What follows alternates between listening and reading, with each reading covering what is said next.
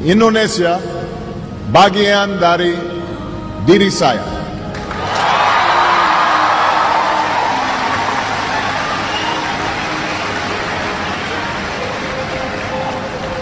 I first came to this country when my mother married an Indonesian named Lolo Sutoro. And as a young boy, I was coming to a different world. But the people of Indonesia quickly made me feel at home.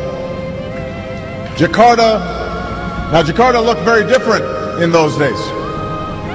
The city was filled with buildings that were no more than a few stories tall. This back in 1967, 68, most of you weren't born yet.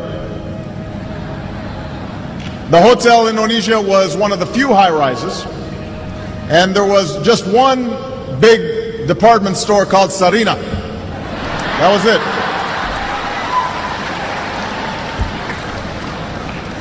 Becaks and Bemos, that's how you got around. They outnumbered automobiles in those days. And you didn't have all the big highways that you have today. Most of them gave way to unpaved roads and the kampongs. So we moved to Menteng Dalam, where, hey, some folks from Menteng Dalam right here. And we lived in a small house. We had a mango tree out front. And I learned to love Indonesia while flying kites and running along the paddy fields and catching dragonflies, buying sate and bakso from the street vendors. I still remember the call of the vendors. Sate. Yeah. I remember that. Bakso. Enak, yeah?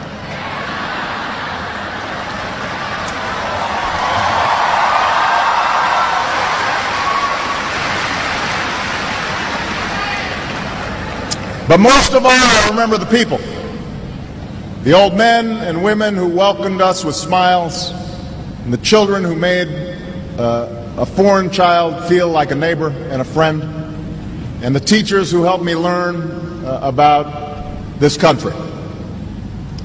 Because Indonesia is made up of thousands of islands and hundreds of languages, and people from scores of regions and ethnic groups. My time here helped me appreciate the common humanity of all people. And while my stepfather, like most Indonesians, was raised a Muslim,